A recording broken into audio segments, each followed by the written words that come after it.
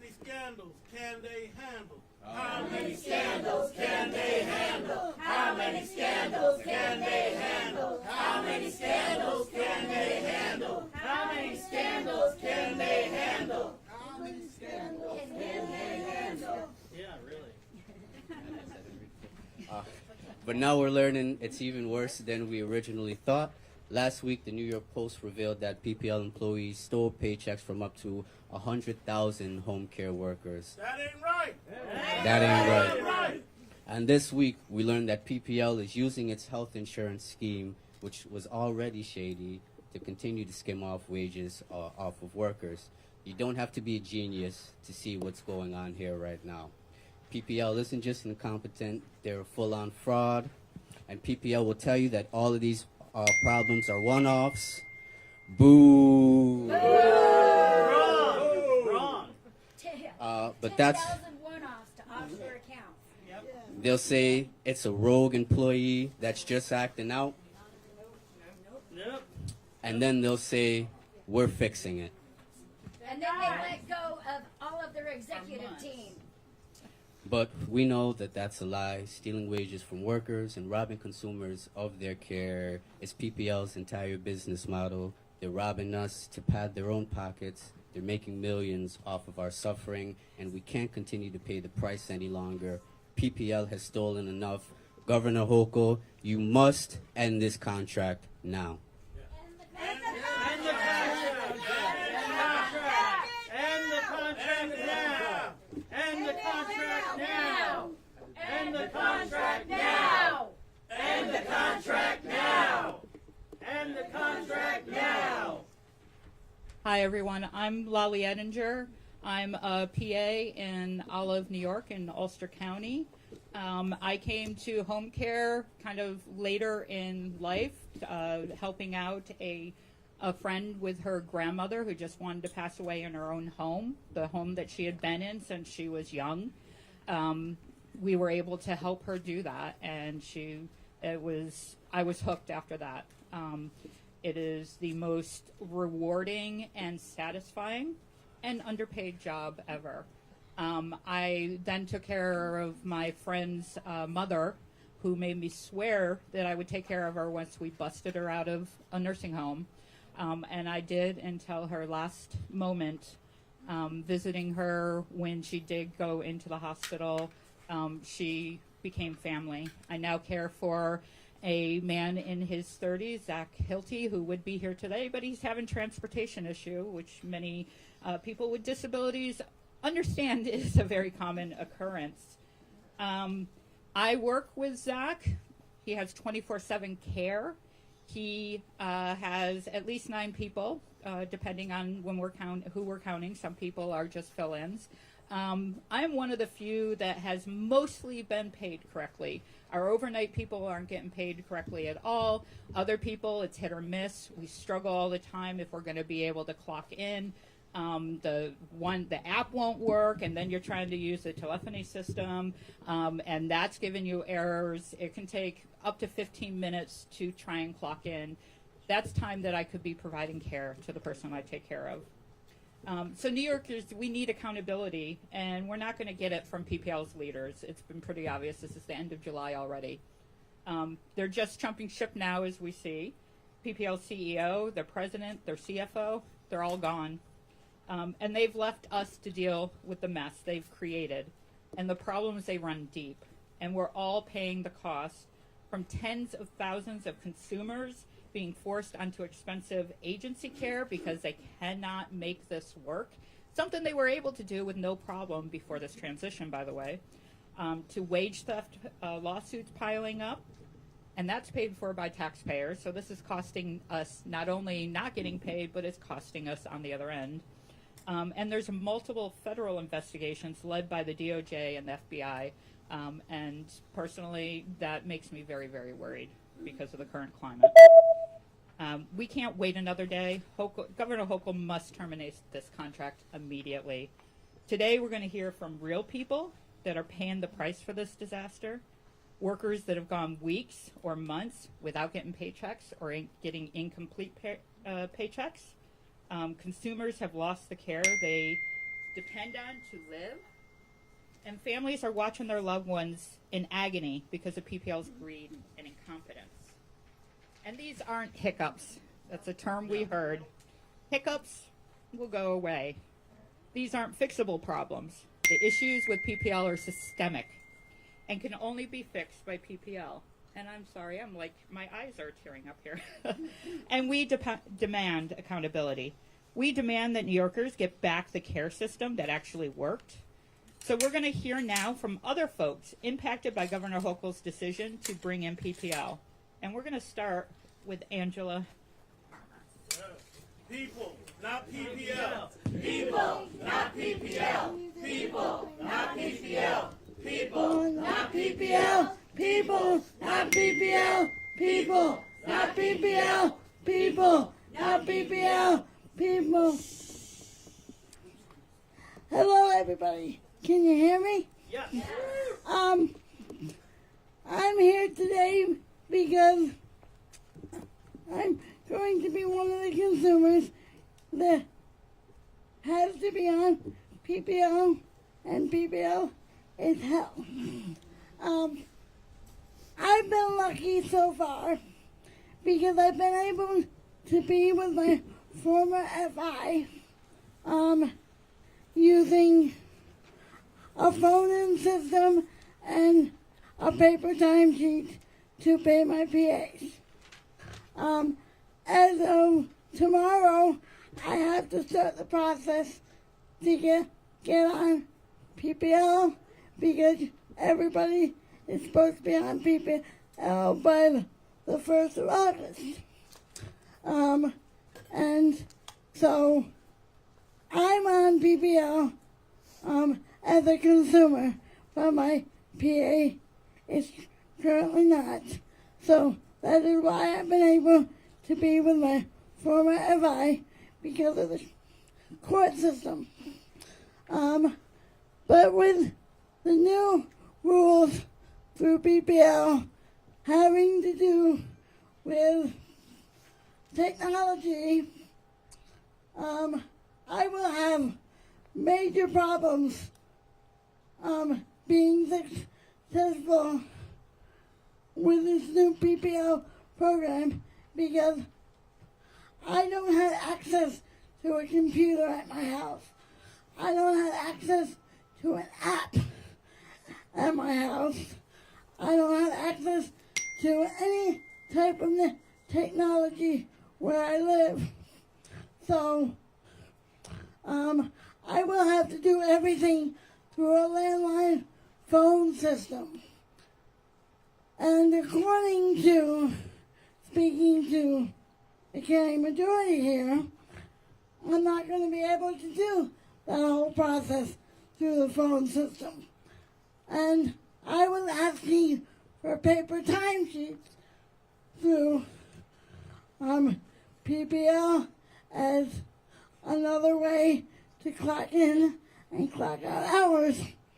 And I was told that because I don't have a cognitive disability and they have a list of criteria, I wouldn't qualify for paper timesheets. So I have no idea how I'm going to do this process, but I'm going to do the best I can until we can get PPL the hell out of New York State. There we go. There we go. The math ain't nothing and the app ain't appin'. The Kill math the ain't contract nothing, now. the app ain't appin'. The math ain't nothing, and the the app app ain't appin'. The math ain't nothing, the app ain't appin'. Kill the contract now. The math is not mathin', and the app is just not appin'. Thank you very much, Miss Angela, for your story. You've heard just a few of our stories about how PPLs, about the impact on New Yorkers, and there are hundreds of thousands of more, whether it's the individuals who were able to transition through PPL but are having troubles, the individuals who weren't able to transition to PPL, who don't have an FI, who are left without services, and also to those participants who are unable to make a proper paycheck or a proper living due to all the unfortunate circumstances that we have with us today. Yet, even with all this evidence, Governor Hochul and the DOH have refused to meet with us. They've refused to acknowledge the disaster unfolding before their eyes, and all they've given us is a PR spin. And to touch on something important too, back around when COVID started, and Caring Majority was bringing out a bill called the Fair Pay for Home Care Act, which we would have hoped would have solved this solution for CDPAP and New York State, which would have raised wages 150% for workers, so they would be able to make a livable income. But that was continuously shot down by the governor. We had support from our assembly and from our senators in both their one house, but again, continuously it was shot down by Governor Hochul. And because of that, it makes us even more grateful for all of the elected officials who do support us, the countless state senators and assembly members who have fought alongside us to try to save CDPAP. Two that I'll just quickly mention because they are legislators from Syracuse, the Senator Rachel May, and now Congressional Representative John Mannion. And today, another one of our supporters who is here with us today is our Lieutenant Governor, Antonio Delgado. I thank you very much for attending this here with us, and thank you for giving a few words. Thank you. Our care. Our care. Whose care? Our care. Whose care? Our care. Whose care? Our care.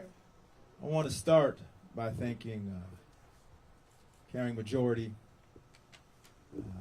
Ms. Angela and Agnes. We've met a number of times.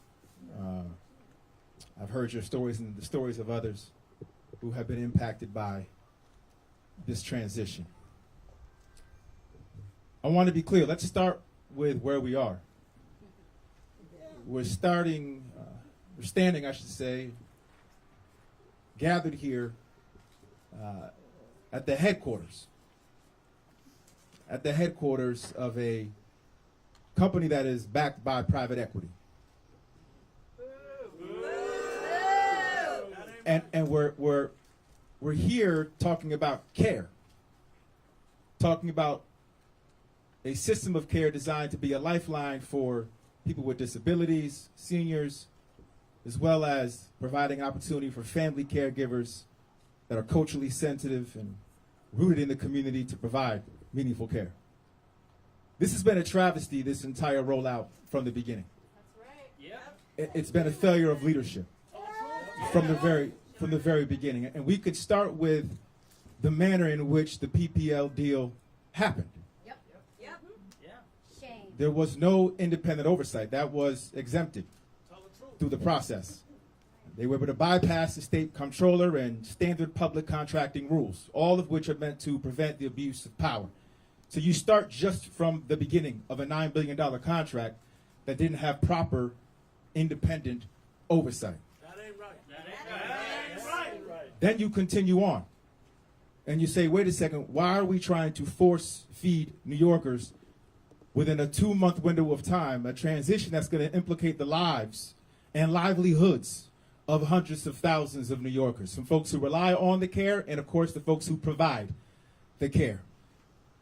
Folks here today, folks that I met with directly, talked often about the calamity this might cause, the incompetence and indifference and the grossly mismanaged way this has transpired has left folks behind by the thousands. But it wasn't as if this wasn't predictable. It was planned. This wasn't something that was sort of a surprise for folks to appreciate. This has been the reality, so much so that I had to go to court to extend the deadline. So you keep following the timeline here, and you begin to ask yourselves, what are we trying to accomplish? What is the objective? Because now, as we've heard, we've got allegations, court cases, class action suits of alleged wage theft. We have literally folks who are trying to figure out, as detailed, how they're going to get paid. If they are being paid, are they being paid fully? We got providers, personal assistants who are trying to figure out what it means to be on the healthcare system PPL is applying or providing them. The governor said she wanted to make this change to deal with fraud. Who found the fraud? That was the point initially. At least that's how it was framed. And yet, here we are dealing with class action suits against PPL for fraud. Yeah. Alleged fraud. The hypocrisy. And So- labor violations. So Permanent labor it violations. gets to a point where you ask yourself, what was the genesis of this? What was the impetus? What was the rationale? And the fact that New Yorkers can't get a meeting with the governor. Folks who are struggling trying to understand a way out of this can't get a conversation. Have to more or less confront her in a shopping mall just to get a conversation going. Yeah. Yeah, Julie. At the end of the day, we have to ask ourselves as New Yorkers, are we here to deliver care with compassion or with convenience? Are we here as public servants to listen to folks or to be dismissive of their concerns? Are we going to treat care like the public good that it actually is? Yes. Or are we going to allow folks to continue to profit off of people's pain and suffering? This is the choice that is in front of us right now. We got folks here who are literally crying out for care. Folks who are being left behind and falling through the cracks because of mismanagement, gross mismanagement.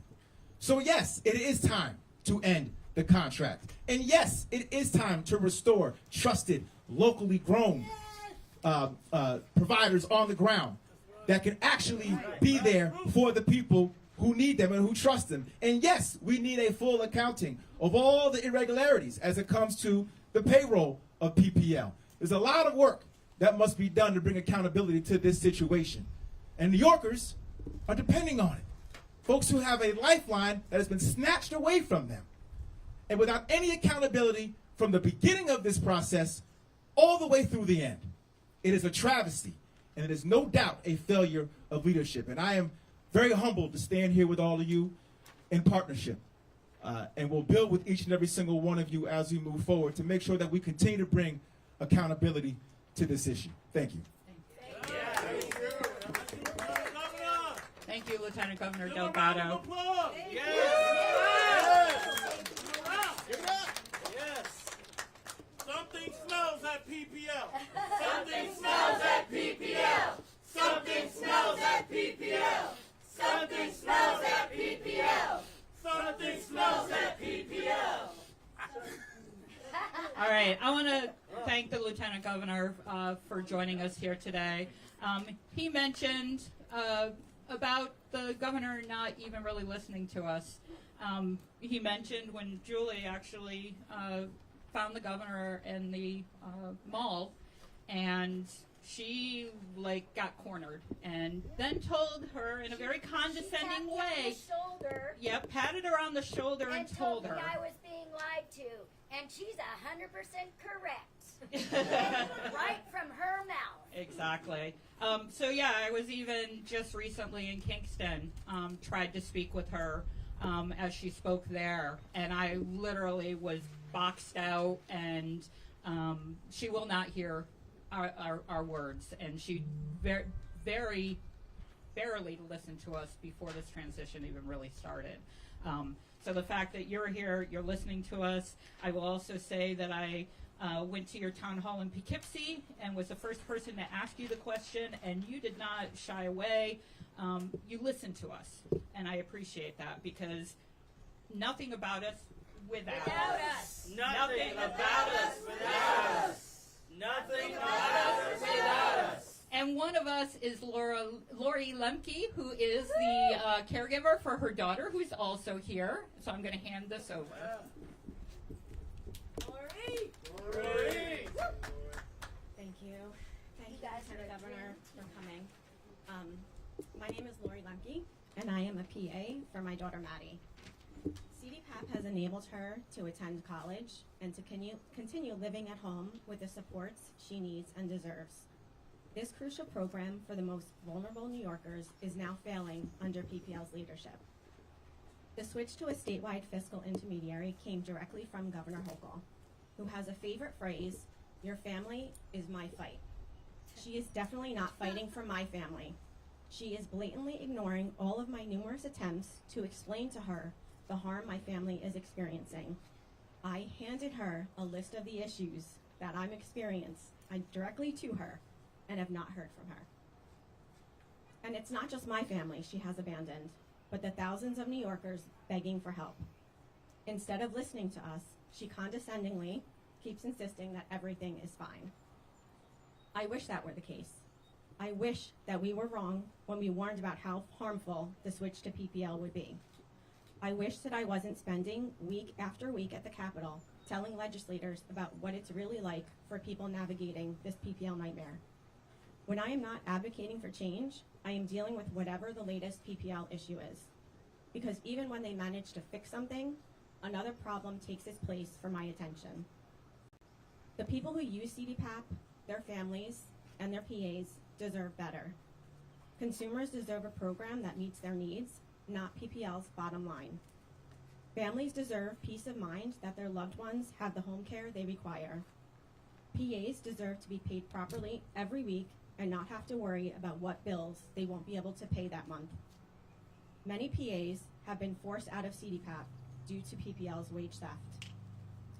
Governor Hochul, while you keep your head in the sand, New Yorkers are struggling every day. It is past time for you to face the facts. PPL is not capable of handling CDPAP.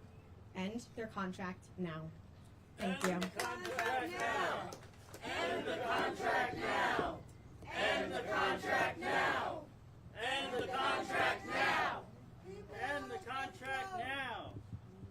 Thank you very much, Ms. Lori, for your story. Up next, I'd like to introduce individual who I consider the greatest advocate, not only in New York State, but in the whole entire world and the universe as well, if you'd like to call it that. And that happens to be my mom, Agnes McCrae. I can tell you that she's an outstanding advocate, and any chance that she has to be able to be out in the community to fight for the injustice that's going on in society, no matter what the cause is, she's going to be there. And unfortunately, with the status of PPL, that can affect how mom's out in the community, because if she can't have somebody who comes in to just help her get up, to get going, then how can she be out there advocating for individuals, and how can anybody have that opportunity if they don't have the services and options available? So I'd like to introduce everyone to my mom, Agnes McCrae, to say a few words.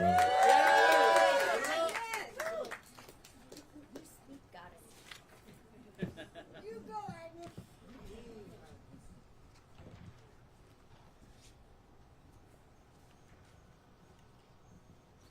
Hello, everyone. Can everyone hear me? First of all, I would just thank you, son, for such an amazing introduction. I would just like to thank everybody for being here, because this issue is not a problem for the disability community or for the extravagant difference community. It's for all of us. My name is Agnes McCrae.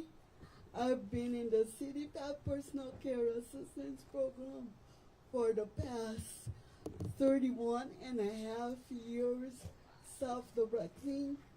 Syracuse, where I am from, that I call my home, has the largest constituency of consumers and caretakers. And I am disgusted and disappointed.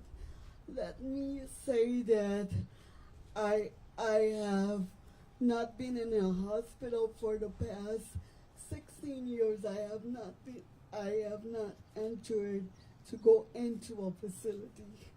But that can all change because of no workers coming into the program. There are uncertainties. They have to feed their families too. I'm afraid because I cannot maintain my health. The system where there is supposed to be helpful, the medical system, depends a lot on the attendants to do what they need to do. If I have to go to get foot care dentist care, any kind of care, even exams, breast health, anything I have, child needs to be there. The system doesn't, it's not a person-centered system anymore. So most of us who really need to have our care workers will end up perishing or going into a nursing home or costing more money to New York State the way it is. And let's talk about PPL now. In 2013, it was stated that you can go anywhere with your care as long as you don't leave the country. And I travel a lot for my advocacy, quite a bit. And I am being told now that I can only travel within the New York State. And, That ain't right. and you cannot, like Charles said, he can't clock in and out for these hours. And every time I call PPL, I tried to call them yesterday, talked to about 3 different people. Nobody has an answer. I need an answer now from the governor and from PPL. And if PPL, they're not made for this, because their structure on which they claim they've been in the business for 25 years are not like New Yorkers. We, people with extravagant differences, know about our own care and our own needs, and we are self-directed. We don't need any for-profit coming in and telling us how to live our own lives with our health and whatever else we may choose. I am my self-directed person, and I am a person first. And I just want to thank everybody for being here today and supporting this cause, because we need CDPAP for the future. Thank you. Whose care? Our care. Whose care? Our care. Whose care? Our care. Whose care? Our care. Whose care? Our care. Whose care? Our care. Home and community-based services without community is just BS. Yep. Yep. Uncle, don't you know PPL has got PPL has got to go. Governor Hochul, don't you know? PPL has got to go. Thank you again, everybody, for coming and attending this press conference today. We're getting ready to close this out. We came today to PPL because we've had enough, and this is the company Governor Hochul trusted to fight fraud, but unfortunately right now we have to fight fraud with PPL. And we're going to win. We're going to keep on fighting because Our lives are on the line. everyone's lives are on the line, and it's everyone's lives who matter. We talk about a lot of individuals who may have a disability or who are elderly, but anybody can get into an accident at any time. And if you're in the hospital and you need to leave and go home and you need services, where are you going to go now? You're going to have to stay in that hospital or go and overworked for those workers who are there too. So overall, we just have a hemorrhaging healthcare system, and it's no quality of life to live in. And when we talk about home care isn't just for a person to clock in and be in home all day long, clock out, and that's it. Being able to have home care is for an individual to be able to live in their home and to go out in the community and wherever they want to go, as long as they have the services that they need in order to make it out. So again, thank you very much, everyone, for attending. We're going to wrap this up after a few more words. We love hearing Charles talk, so. Okay, perfect. And in words, we're just going to do a few chants to end it out. Governor Hochul, can't you see? PPL don't care about me. Governor Hochul. Can't you see? PPL. Don't care about me. Governor Hochul. Can't you see? PPL. Don't care about me. Governor Hochul. Can't you see? PPL. Don't care about me. Governor Hochul. Can't you see? PPL. Don't care about me. Who's care? Our care. Who's care? Our care. Who's care? Our care. Who's care? Our care. End the PPL contract now. End. The PPL contract now. I said end the PPL contract now. End the PPL contract now. PPL means putting people last. PPL means putting people last. PPL means putting people last. PPL means putting people last. Oh my gosh, can't think that fast. Thank you, Giggles. Thank you so much. All right, I want to thank everyone for being here, especially our Lieutenant Governor, and all our consumers and PAs and advocates and families and friends and media. We are not going away. We can't go away. It's going to continue to be a fight for us, and we're going to win so that we can take care of our families and our friends, and our friends can live in their communities. Thank you.